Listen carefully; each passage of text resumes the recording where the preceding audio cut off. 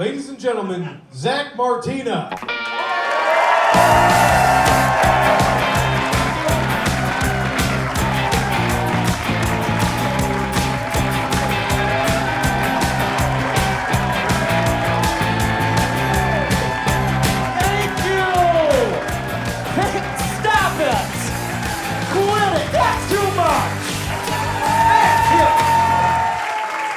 Stop it.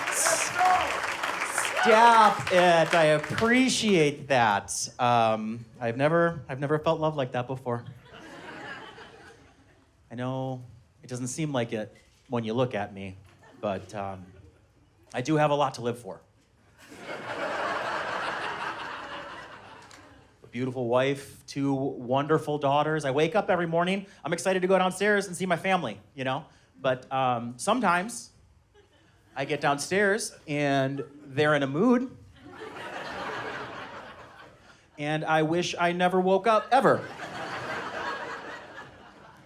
Like, they are the light of my life, but also the reason I kind of look forward to the darkness. Is that... Like, I don't ever want to live a life without them, but I'm okay with the idea of them living one without me. Is that what love is? Like, I love my kids. I think kids are a lot like farts.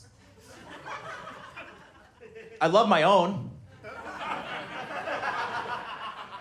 I don't really care for your little stinker. I think it's pretty gross. Should keep that piece of shit inside. Nobody wants to know it. Have you ever farted and watched it assault a stranger's nostrils? That is... There's no more feeling of pride than that. Like, you let it rip, and then countdown. 3, 2, 1. It hits their nostrils, they're gagging, they're like...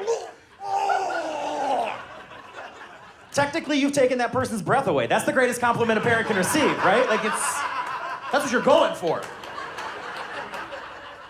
Actually, something my dad taught me about farts. If you have to fart, just do it. I know, not a popular opinion. But he looked at me one day and he goes, Zach, I love you more than anything, but you are not worth giving myself a stomach ache over, and neither is anyone else. You know what I'm talking about. You try to be polite, you fart, you're like, oh, I'm not gonna do it, I'm gonna be polite. You hold it, and then you get that stomach ache, right? And then your body does that reverse swallow, and then you burp, and you're like, that was the wrong hole. I shouldn't have done that. Maybe I'm selfish, I don't know, but I would rather you smell my shit than me taste it. That's just how I feel. These are the lessons one of the lessons my dad taught me when I was growing up, and the reason I do it today is I keep my weed in a drawer easily accessible by children.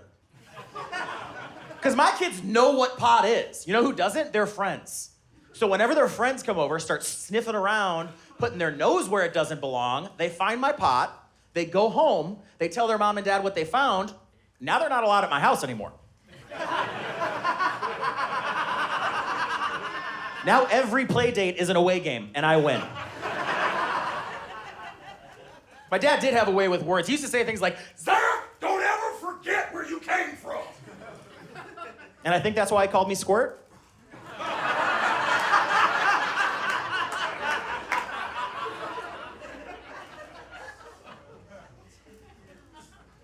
I'm a child of divorce, and I remember my dad told me that was gonna happen. He said, Zach, your mom and I are getting divorced. Naturally, I was concerned. I was like, is the divorce my fault? And he's like, no, the divorce was not your fault, but you are 100% to blame for the marriage.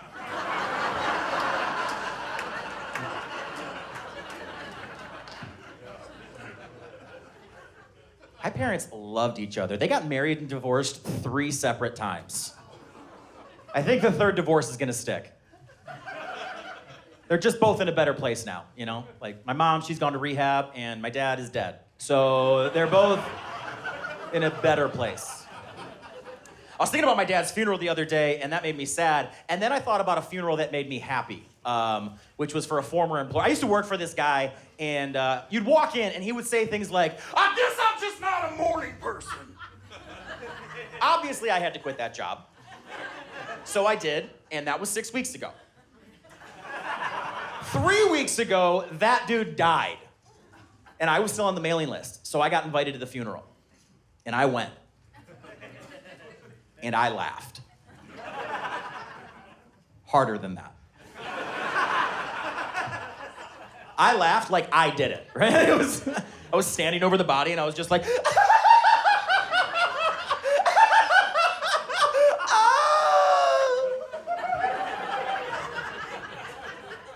And then the grieving widow comes up to me and she goes, I just lost the love of my life.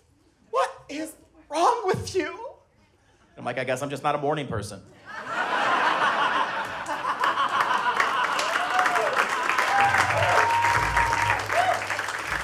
Applause is the right reaction. Some of you groaned. Some dad jokes are good.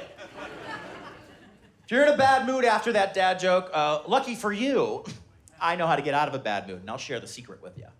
It is, I learned it a couple weeks ago when I was watching Silence of the Lambs. And you guys remember Buffalo Bill? Pink kimono, red lipstick, he would tuck his dick in between his legs and he would be like, would you fuck me?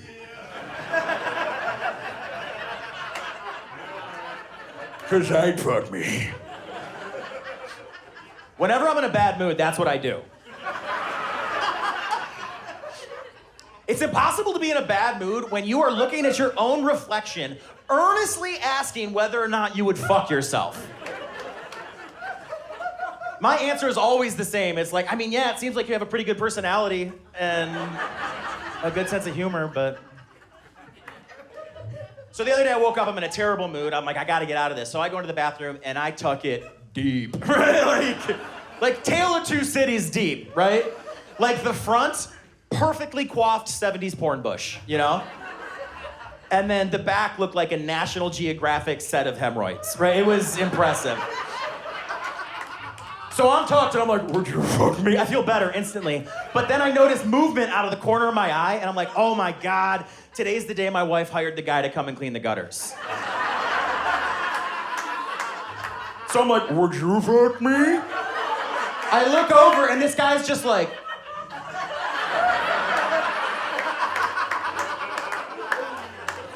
I was like, ah! I had to call my wife. I had to be like, babe, this is what happened. She goes, that I have to pay him. I was like, he should pay you. That's a pretty good story. I was actually telling my buddy that story not too long ago. We were having lunch the other day at Chipotle, and he's been married for about 10 years. I've been married for about 10 years. And I asked him, I go, dude, after a decade of marriage, what is the furthest you're willing to go to please your wife sexually? And he goes, I mean, I would do pretty much anything for her, but I would never, ever eat her ass. And I was like, you're eating lettuce from Chipotle right now.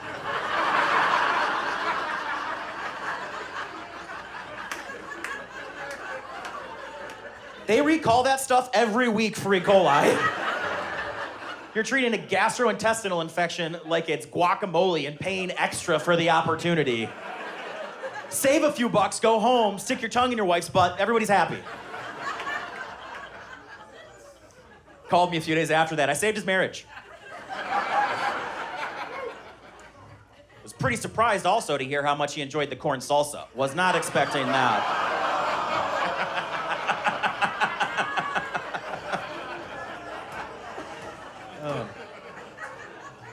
That's another good story. You know what's never a good story? A story that a couple on a double date with you tells. It's never good. I go on a double date with my wife all the time with this one couple, and they always insist on telling us how they met. And it's not, they go, oh my God, have you heard about how we met? I'm like, yeah, it's a bad story. No one's rooting for you. Then they do that thing where they're like, no, you gotta hear it. And then they argue over who's gonna tell it. The wife's like, babe, you gotta tell the story. It just reminds me of the young man that I fell in love with. And the husband's like, I've had a few Jack and Coats, love bug. I cannot do that. Why don't you go ahead and give it a stab? And then she's like, no, please, it would make me so happy. And he's like, please, all right, anything for you. And then he starts to tell it. And instantly, she's interrupting him because he's telling it wrong, right? He's like, so there we were one night when I looked over and I saw, babe, it was not the night, okay? I would accept evening, but it was more like an afternoon because we got a picture and the sun is setting and my hair looks pretty good. So I know it was an afternoon, all right? And he's like, I'm so sorry about that, love of my life. So there we were one evening, grabbing drinks when I looked over and saw, tell them what kind of drinks? They were coffee drinks. We did not meet at a bar. I remember you were drinking a macchiato because you had foam in your mustache, and I was like, who is this silly goose? The guy's just like, I'm gonna need another Jack and Coke.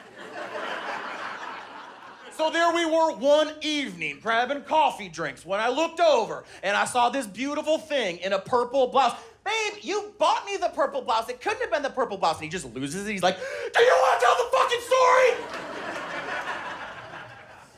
And then my wife and I do that thing that parents do. You get a text and you're like, oh shit, something happened to my kids. I gotta go. And then you don't hear from them for a long time. I didn't hear from them for 3 weeks until I got a phone call from a divorce mediator.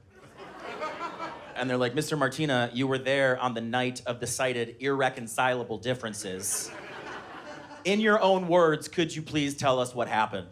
And I said, if I'm being honest, my wife tells that story so much better than I do.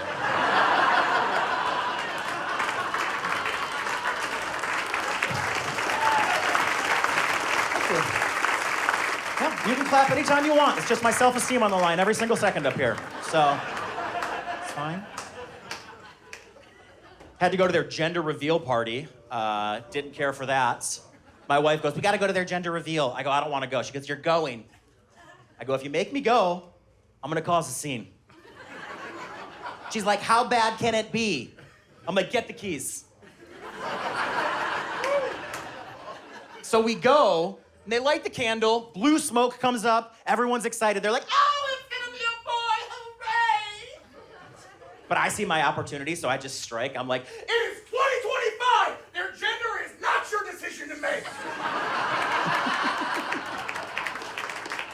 Now I don't have to go to those parties anymore. My wife and I, we actually do a lot together as a couple. Our favorite thing is counseling. I say stupid things. Like my wife, sweetest woman in the world, for no reason at all. She'll just rub my shoulders. Zach, rubbing your shoulders, do you like that? I'm like, yeah, this is okay. It's just my ex was a masseuse and she really knew how to get in there. I know. Fortunately, she's a forgiving woman. I begged for forgiveness and we made up like lovers do. And I was trying very hard. I was like, yeah, baby, you like that? She's like, yeah, this is okay. Just my ex was black and he really knew how to get in there.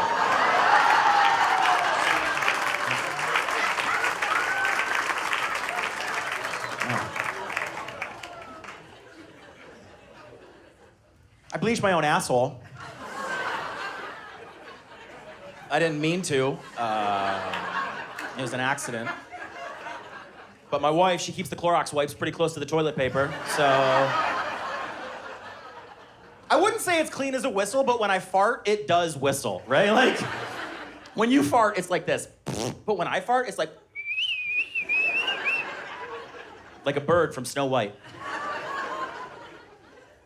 It's actually how my wife prefers to wake up. I fart, I'm like, and she's like, and then she takes her first breath of the day and she's like, what the fuck is wrong with your body?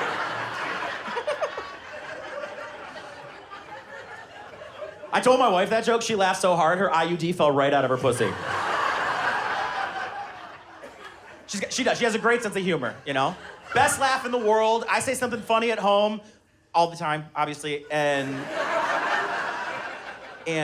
she'll just, this is how she laughs. I'll say something funny, and then she goes like this.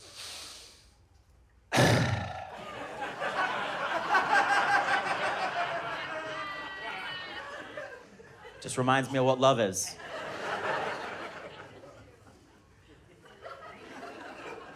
We like to play games. Well, I play games. She works very hard. And I do this. She comes home from a long day of work, she's ready to go to bed. She always falls asleep before I do, you know? So when she's, hard day of work, she's peaceful. It's a REM cycle, right? Right as she is at her most relaxed of the day, this is what I do. I go like this, I go, It's so fun until you realize your wife thinks your heart stopped, and she's like, you're not gonna leave me alone with these goddamn kids!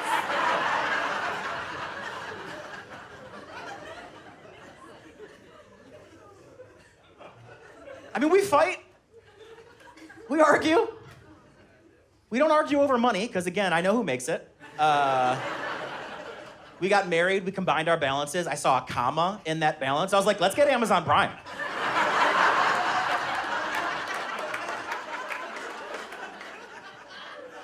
We argue over the question, what do you want to do for dinner? You hear how tight it got? That almost destroyed relationships tonight. My wife and I, we have this rule. Whoever asks first doesn't have to answer. So she'll be like, good morning. And I'll be like, what do you want to do for dinner? Because it's hard not to answer the question with a question. I go, what do you want to do for dinner? She's like, I don't care. What do you want to do? Like, I don't want to play Jeopardy right now. This is fucking ridiculous. Do I look like a Canadian mustachioed man? No, I'm your husband. But I am stressed. And now I'm gonna make a drink, a strong drink, a daily double. Like, do you wanna do pizza? She's like, no, I don't want pizza. Chinese food? We just had Chinese.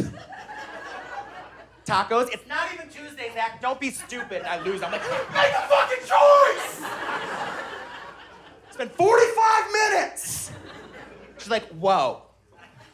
Easy, mister. I don't see you making any suggestions. I'm like, that's literally all I'm doing.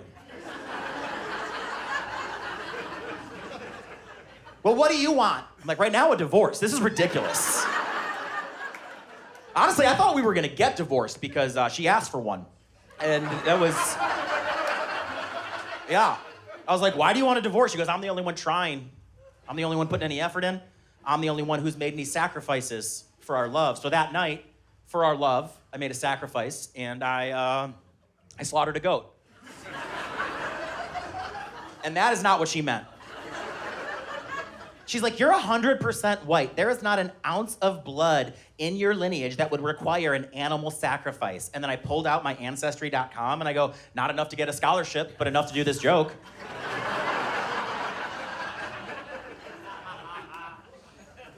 Yeah, my full-blooded brother gave me an Ancestry.com for Christmas. He's like, the results are fascinating. I'm like, you took it? He's like, yeah. I'm like, show me yours.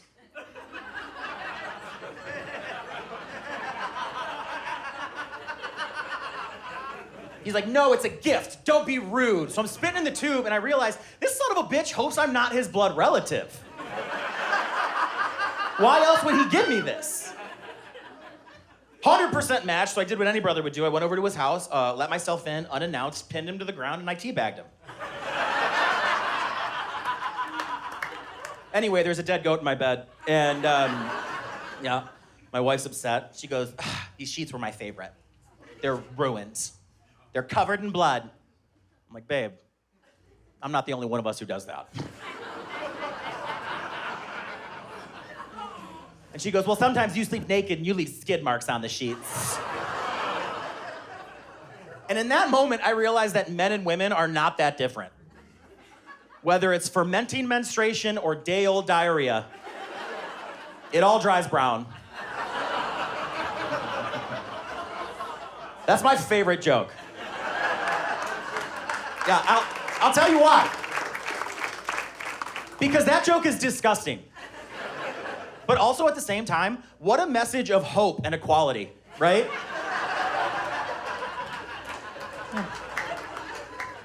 The number one thing we've taken from counseling is something we've all heard. There's a difference between listening and hearing. Now, we've all heard that. But do we know what it means? I'll tell you. Listening is when you shut your goddamn mouth and you open your heart.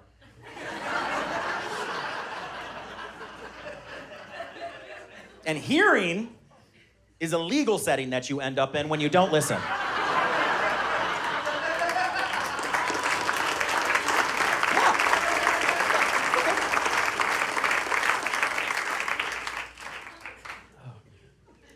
All this applause, man. This reminds me of why I got into comedy. When I was a kid, I used to go to my grandparents' house all the time, and they'd always make the same thing for dinner. They'd make me SpaghettiOs, and if I finished, they would clap for me, and I've been chasing that feeling ever since. So you guys you're delivering. You're delivering. My wife and I have started taking active steps not to argue. Case in point, when we go out to dinner, just the two of us, we do not order appetizers. I know! Controversial. It's the best section of the menu. But go on out. Just the two of you. Order some buffalo wings. See how many you get.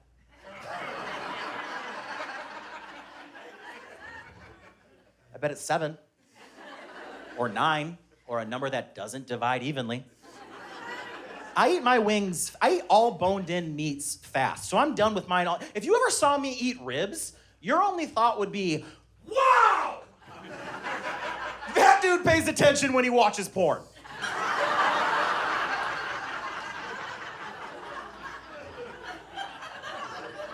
Like, people call ribs finger-licking good. I make them look deep-throat delicious. Does that, like, I flip the bone vertical, and I take it all the way down. I'm like, I got that tear coming down my face. Pull it out, there's no meat on the bone. I'm just like, it's good. So you can imagine how fast I eat wings, right? I'm through 4 instantly. My wife's halfway through her first one. Now I'm eating celery like I like it. Waiting for her to get to the 5th wing so I can do that Midwestern gentleman thing where I'm like, you want that one, babe? Oh, no? Okay, I'll take it. And I know with the 5th wing, you're like, you could split it. Well, what if it's a mozzarella stick? I don't want an empty husk where cheese used to be. One time, my wife and I, we were out in the middle of the day going to a farmer's market. We've been together 13 years. We're holding hands. It's a good day. We go in, we get some brunch, grab some mimosas, and I'll never forget this son of a bitch, Ryan. He sees my wife and I walk in and we're in love, and he just looks at us and he's like, I'm gonna ruin that. So we sit down, and he comes over, he goes, hey y'all, my name's Ryan. Can I get you started with a trio of our deviled eggs? So many things wrong with that sentence. First of all, trio, he's telling me right off the bat, 3 pieces, not gonna divide evenly. But then you think about what he's giving you 3 pieces of. A deviled egg? That's 1.5 eggs! That is a deliberate fuck you. I'm like, can I just get the other half of the egg so my wife and I can continue this lovely day? And he goes, I'm sorry, sir. I don't know if you've noticed, but there is a shortage of eggs here in these United States of America. And I go, it's not that bad! You give me the egg! You give me the egg! Then I feel a hand on my shoulder, and it's the manager. And he goes, sir, you can't have any more of the bottomless mimosas. But I'm so drunk, all I hear is the word bottomless, so I'm like, are you telling me if I take my pants off and shake it like a Polaroid picture, I will get the other half of this egg? Because I will tuck it deep, right? Like, I will. And we got kicked out. And my wife was mad because she loves those deviled eggs. She's like, really, Zach? That's the hill you decided to die on. Eggs. Deviled eggs. I haven't seen you so upset over eggs since we decided we don't want any more kids and they scrambled mine. I know, that joke never goes over easy. I know. She actually told me the other day, this is fascinating, I don't know if you knew this or not. Did you guys know that Roe v. Wade is a big deal? I had no idea. I thought it was just 2 ways to get across a pond.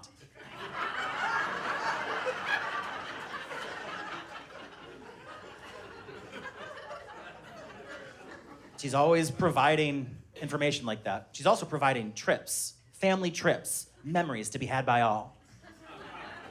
She took us to Italy. We went to the Vatican. They have a very different dress code for men and women there. I wore a cutoff shirt, cutoff shorts, and flip-flops. My wife and daughters had to wear a dress that covered their arms, legs, and they had to bring a scarf just in case they needed to cover up anything else. My oldest daughter, she's a bit of a feminist.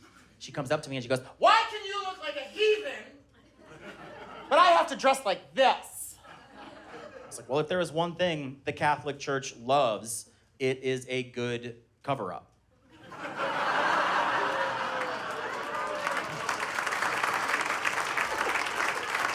No, I can say that. I look like a well-fed Jesus Christ, right? Like if you've read the Bible, this is what the main character looks like if gluttony is not a sin, right? Like, would have taken a few extra nails to hang me up there, but that's it's just gravity.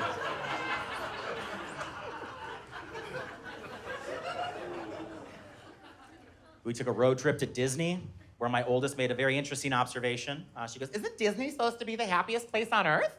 And I'm like, "That's what they say." And she goes, "Well, then why are all these kids on leashes with their parents threatening to beat the fuck out of them?" I was like, "'Cause that would make them happy."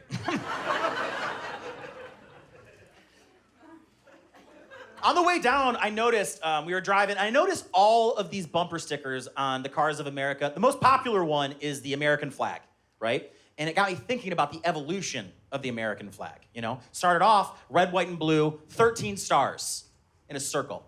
And then we added a bunch of states, so we added a bunch of stars. Red, white, and blue, 50 stars. But then COVID hit, and all of a sudden the bumper sticker went from red, white, and blue to black and white for some reason. And then COVID ended. And they slowly started introducing color back in. It was like black and white with a blue stripe, and then black and white with a blue and a red stripe, and then black and white with a blue and a red and a green stripe. And I was like, these guys better be careful. They are 4 colors away from being like, "That's not what I meant!"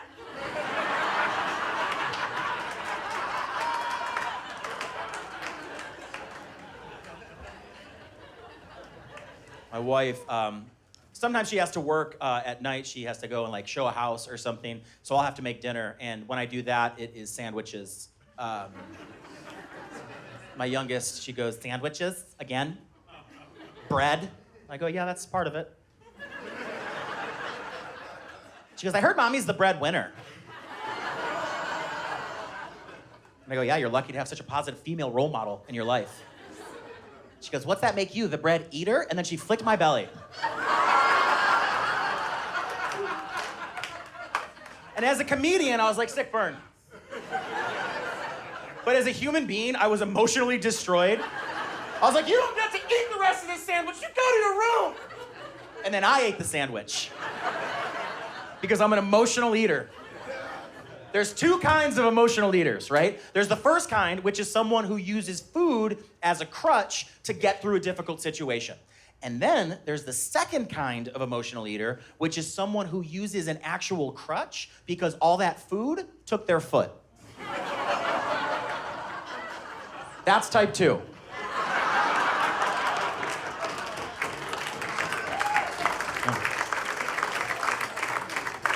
My youngest is actually the reason I started losing some weight recently. She looked at me and she goes, "Why are you so fat?" And I was like, "Genetics!" She goes, "What does that mean?" I go, "Obesity runs in my family." And she's like, "Well, then no one runs in your family." "You need to start exercising more." I'm like, "Why?" She's like, "I'm only 12. I got a lot of life left to live. Don't you want to be around for some of it?" I was like, "Not with that attitude. No, not even a little bit. You want me to start exercising again? How about I run out on this fucking family? How about that? Be careful what you wish for, you little bitch. I'll make your fucking dreams come true."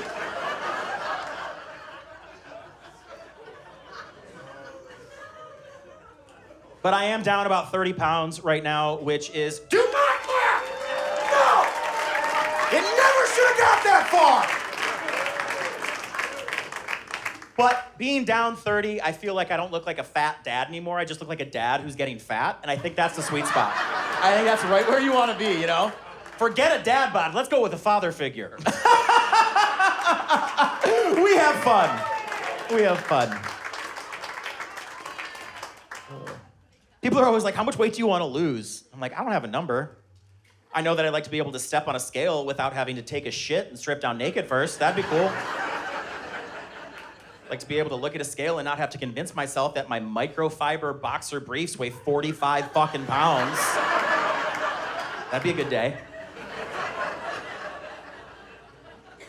I went to the doctor. They're like, "How much do you weigh?" I go, "I don't know." And they go, "Step on the scale." So I sat down to take off my shoes. And they're like, "You don't have to do that." I'm like, "These are winter boots." Yes, I do. I was at the doctor because I have something called vitiligo. And if you don't know what that is, I have white spots all over my skin.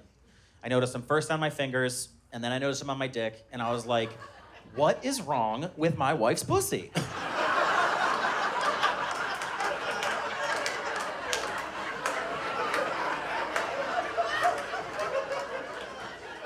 But then I stuck out my tongue, and that was fine, so I was like, oh, it's gotta be something else.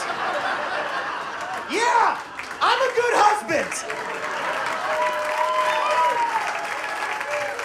Don't believe me? Smell my beard.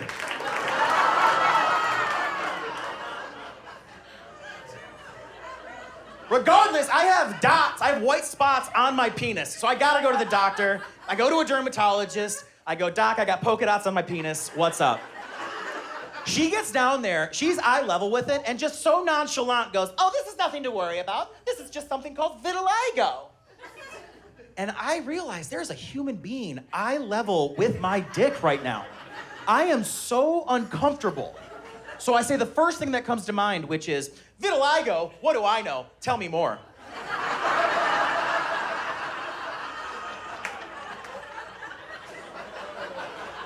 At which point, a medical student, who I did not know was in the room, goes, I heard a lot of the kids are calling it Dalmatian dick. And then the doctor goes, I've also heard Giraffe Johnson is very popular. I was like, this is great, because I thought you were gonna call it a cheetah chode or something, and this is a surprise. So she prescribed me some medicine, some topical ointment. She goes, you need to apply this to the affected area 2 to 3 times a day. And I go, excuse me? She goes, you need to rub this vigorously into the affected area 2 to 3 times a day. And I go, you need to email my wife. Because there is no way she's gonna believe that you prescribed what I'm already doing.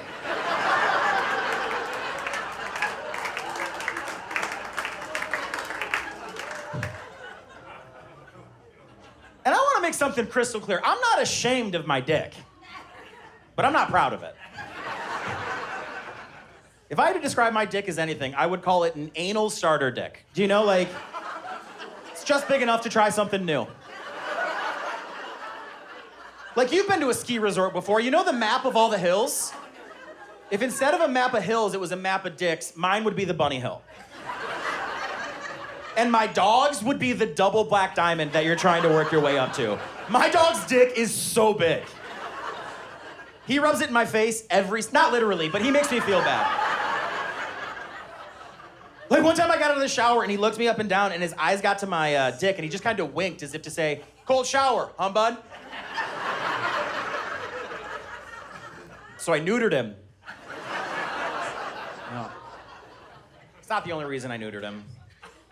I also neutered him because he would not stop humping my then 7-year-old daughter, and I'm a good dad. I'm not the type of dad that sees that happen to his baby girl and is like, oh, babe, let him finish. He gonna get tired. He'll leave you alone when he's through. That's a bad dad. I'm the type of dad that's like, hey, listen, if anyone even looks at you like they want to hump you and you don't want it to happen, you cut their fucking nuts off and then put a plastic cone around their head.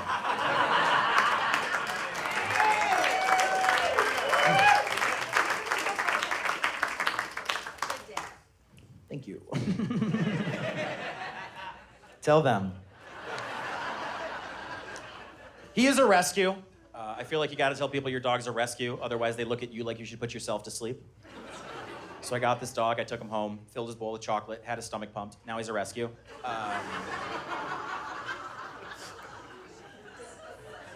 He's a Staffordshire Terrier, and I wanna make that clear. He is not a golden doodle. I recently read a study that said 99% of golden doodle owners are white. I was talking to my wife about this. I was like, why do you think that is? She goes, I don't know, what do you think? And I started thinking about it. And I thought about all the white golden doodle owners that I know, and the only explanation I have is, I think maybe they've always wanted to touch a black person's hair, but they're too afraid to ask. I don't know.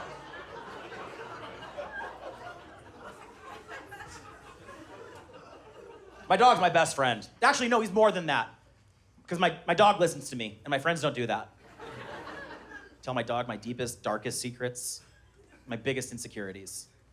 He doesn't judge. He just kind of tilts his head and goes, rough.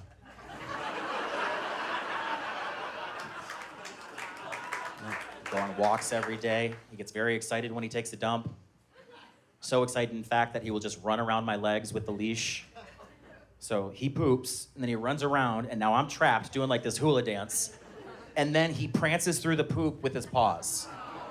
So now I'm trapped. I have to clean his paws and clean up the poop, and it's too much. I lose it. I lose it a little bit, and I look at him, and I go, "You dumb dog! You dumb dog!" This woman's walking by, and she's like, "Ah! He is just an animal.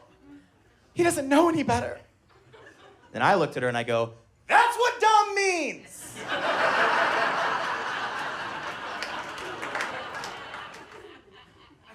I mean, so you can tell I'm a role model.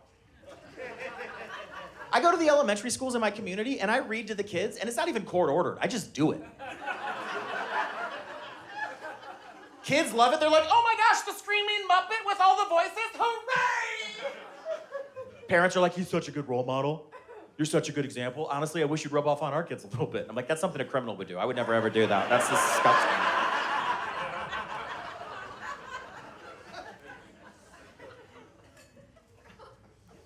My wife and I are doing our best to raise these kids. She's the quarterback. She calls the shots. And then I just repeat whatever she says.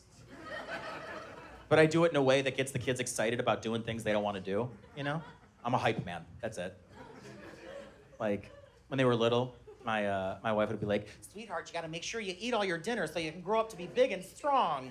And I'm like, "Yeah, slurp up that steady, get it all yummy in your tummy, girl."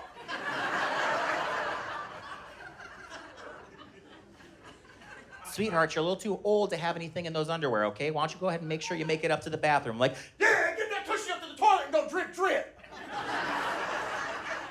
And that's the example I set. I was trying to flirt with my wife one day. I patted her on the butt. My wife goes, "Oh, you hit me on the butt. You better be careful what you're asking for." And my youngest pops out from behind the couch, and she goes, "Yeah, if you're gonna hit mommy in the butt, do it like a man." These are the lessons. Try to lead by example. I've taught them, my wife and I have taught them that honesty is the best policy. And the example I try to impart there is, like, when I see someone that has an ugly baby, I don't lie to them. And I'm not mean about it. Some people will lie, and I think that's more mean. They'll be like, "Oh my God, he is so adorable." And I'll say, like, "Oh my God, he looks exactly like his father." "Oh my God, he is beautiful." "Oh my God, he is going to have the biggest personality." My one buddy's like, "No, look at him." I'm like, "I don't want to, dude. That's not why I got LASIK." He's like, "No, look at him. Look at a little miracle." A miracle? How old is he? 3 weeks? Why does he have a full set of teeth? That's not a miracle, dude. That's a demon baby, all right? I don't know if you guys had sex in the center of a pentagram surrounded by lit candles whilst playing the Ouija board, praying to the dark Lord to spawn you the seed of Satan, or you just adopted straight from the gates of hell. But I looked him in the eyes once, and I have been cold ever since, okay? Fix it. He's like, "No, he's gonna grow up, he's gonna be a real lady killer." I'm like, "Maybe, yeah." Could be.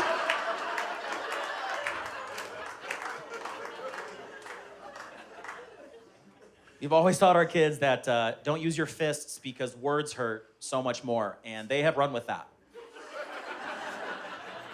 Second day of kindergarten for my youngest, she got suspended from school because she went up to these three little girls, and she asked very politely, she goes, "May I please play princesses with you?" And this one little fucking twat looked at my daughter. She goes, "No, you can't play with us because you're weird." My daughter goes, "Yeah, I may be weird, but you're the reason your mommy drinks."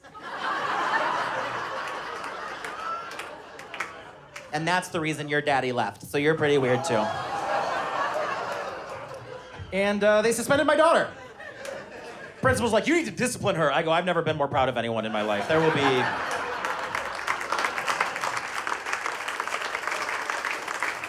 As soon as we leave here, I'm going to look at Airbnb. We're gonna get a house with a pool, all right? This This will not be a suspension. This will be paid time off, and she's earned it. So we went to look at Airbnbs. I took her to lunch. Hostess was like, can I get you a kids menu? And my daughter's like, no, I don't need one. I'm a big girl. And then the hostess is like, are you sure? I'm like, no, just give her a kids menu. My daughter's like, I don't need one. I go, just give her a kids menu. My daughter like, he just wants to do the word search.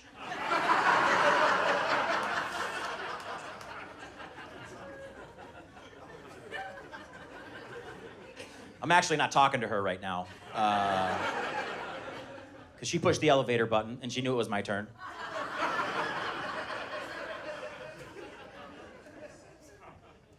Sometimes we play games together, that's fun. The other day, I go, do you want to play hide and seek? She goes, what's that? I go, it's where you hide and I seek. She goes, oh, we play that at school. I'm like, okay. She goes, we don't call it that at school. I'm like, what do you call it at school? She goes, we call that an active shooter drill. And I was like, well, do you want to play?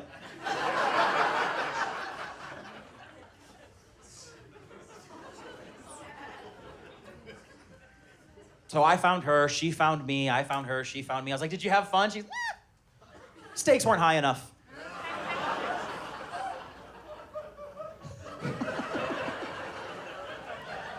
I'm very lucky though. They're the best kids anyone could ask for. Like for Father's Day, they're like, what do you want for Father's Day? And I'm like, just a day with my gals. And they're like, no, we're gonna get you something. It can be something you like or something you don't like. You decide. And I was like, all right, I would love it if you were in self-defense. And my daughter's like, I don't need self-defense. If someone attacks me, I will kick him in the scrotum. And if it's a woman, I'll kick her in the vagina and jumpstart her period. And I was like,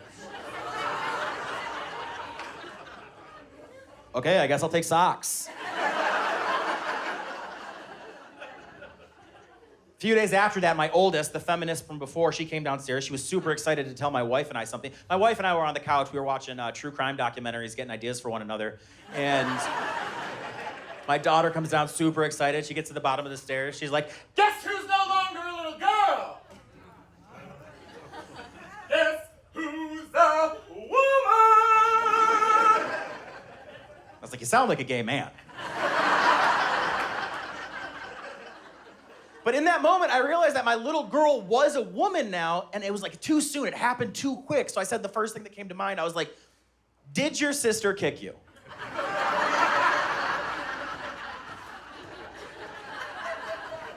I just can't help with their problems anymore. They're young adults. I've never experienced what they're experiencing. I don't know what goes into a period.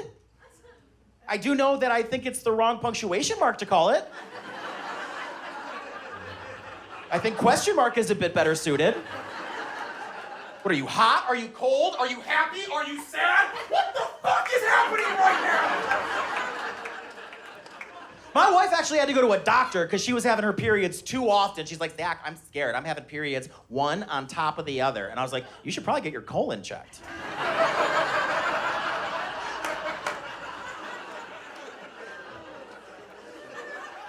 I just miss when they were young and I could help. Like when they were little, she lost her first tooth. She's like, the tooth fairy's coming. I go, how much you think you're gonna get for that? She goes, $1 million. Nah, if your teeth worth $1 million, I'd have knocked them out a long time ago.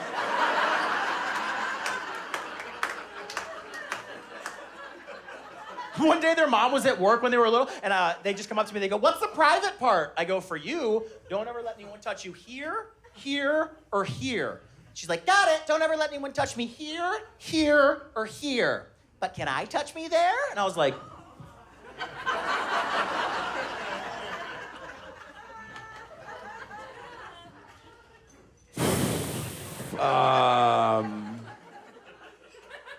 do it in your room, I guess. Make sure you wash your hands before and after. Same rules as dinner, okay? Same rules as dinner. I used to get home from a weekend on the road. I'd go in to say hi to him. My youngest would be there, and she'd have this doll under the covers with a toy stethoscope on, and I'd be like, oh my God, are you playing doctor? And she'd be like, no, it's emergency room, and it's essential personnel only. You need to leave. What do you say when a 4-year-old says that to you? You don't say anything. You start chain smoking on the couch waiting to hear some news. Good news, Barbie gave birth to a beautiful baby teddy bear. Bad news, due to Barbie's impossibly thin frame, she did not make it through the birthing process. Yeah. Hindsight, we should have gone C-section and had no business trying to deliver that thing vaginally. But, you know, you live, you learn. We're a teaching hospital. My oldest has always had like this realistic imagination, you know? She would walk around and pretend she was pregnant, but she would take the time to be pregnant. She would just push the doll out. She would walk around with this Cabbage Patch Kid in her shirt for like 3 to 4 hours saying things like, "Oh, my ankles are so swollen! Put the pickles away or I'm gonna puke!" Then 3 hours in, she'd have this sippy cup of water in her hand. She'd spill it on the floor and go, "It's time!" Thank God her sister was an OBGYN in the last bit, right? Because she's like, "Sissy, you gotta remember your breathing." My oldest is like, "Give me the drugs." My youngest is like, "It's too far beyond that. You're gonna hurt the baby. You gotta push. Zach, we're gonna need more towels." I'm like, what the fuck is happening right now? I don't know what to do, so I just react. I go, "Who's the dad?"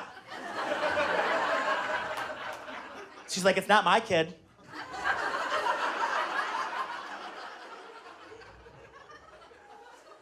She's like, "You know my friend Lila at school? She can't have babies. I'm her surrogate."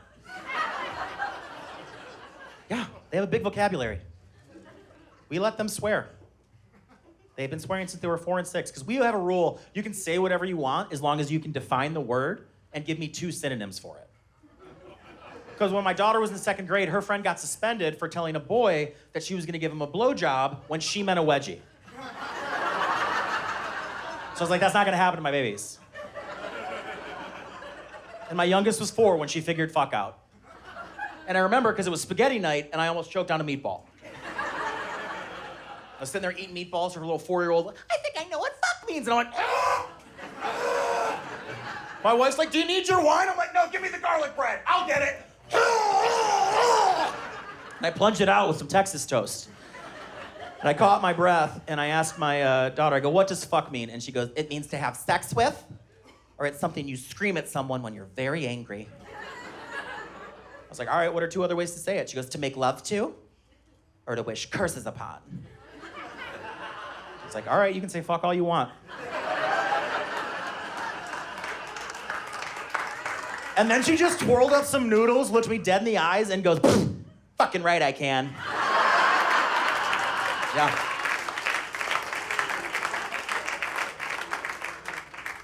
We had the sex talk with them when they were 4 and 6. I know that seems early, but we have thin walls. They were gonna ask questions, so we just got out ahead of it. But when you're having it that young, you gotta make it kid appropriate. So the best I could do was try to give them a sex talk similar to the one my dad gave me when I was a kid. I had just beat him in a game of Monopoly. And he's like, "Oh, well, you got your finances in order. We can talk about this." He's like, "Son, honestly, sex is a lot like Monopoly. It's kind of a game. Honestly, it is not apples to apples, though. I do not understand the operation. You want to build a solid foundation, like any good game of Jenga, but it's honestly, it's a trivial pursuit because they are going to ask you every category of question they can think of. You're not going to have a clue what to say. Some topics are taboo. Your cranium is going to be boggled up there, completely scrabbled. It's a risk. It's no Candyland. You're going to get caught in some crossfire. And I'm sorry, I know this is part cheesy, but you don't need that trouble in your game of life, all right?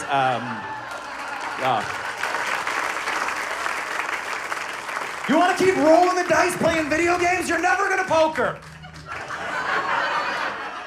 It's a terrible stratego to jump through chutes and ladders and spend your days playing Uno. No. Connect 4. She's got a nice chess. Checkers out. Get her a gin rummy. And guess who is sinking their battleship in her mousetrap? You are. Yahtzee.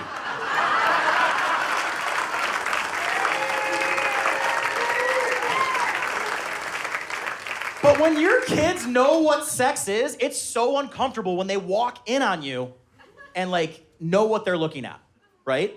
And they don't need any help. My daughters read all the time. If they want to watch a movie, I'm like, let me watch it first. It's rated R. If they want to play a video game, I'm like, let me play it first. It's rated M for mature. But if they want to read a book, I've never said, let me read it first. I'm always like, at least they're reading. I'll buy you whatever you want. Let's go to the bookstore. Oh, you want the one with the half man, half horse with 17 nipples that look like salivating tongues? No, that looks like a good read. She's like, don't worry, it's YA. I'm like, what is YA? She goes, that's young adult. I'm like, well, that's perfect, because that is exactly what you are. If I would have known what was printed on the pages of young adult novels as a child, I would not have spent my adolescence trying to watch scrambled porn. I would have read so many books. I would be able, as a 39-year-old man, to get off to the written word. Do you understand how impressive that is? It's always some romance. She's like, well, this is a romance for the ages. It's about a boy named Ethan and a girl named Desdemona. And the entire book, Desdemona has been yearning to feel Ethan's hot breath on the nape of her neck. And I was like, what did you just say to me? She's like, yeah, it's getting pretty good. I'm at the climax, and I don't know. I think she's about to be Desdemonin. The entire book, she has been struggling with whether or not to give herself to Ethan physically by showing her love rectally. And I go, what the fuck did you just say to me? She's like, I'm a woman now, you're a man, let's be mature. It's just anal sex. And I go, give me the book! Give me the book! And I read it. It's pretty good.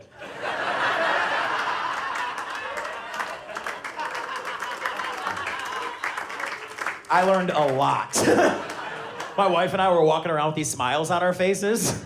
My daughter's like, why are you so happy? I'm like, reading is fun, dude! One time they walked in on us while we were having sex. They knew what they were looking at. There I was making passionate love to my wife. Sweaty love. Moaning love. Like if you listen very carefully, shh, shh, shh, shh, you can almost still hear the sound of our bodies flapping against one another. So there I am, mid-hump, when from the door I hear my sweet, innocent angel go, is this sex? It is so uncomfortable when you have to unzip your mask.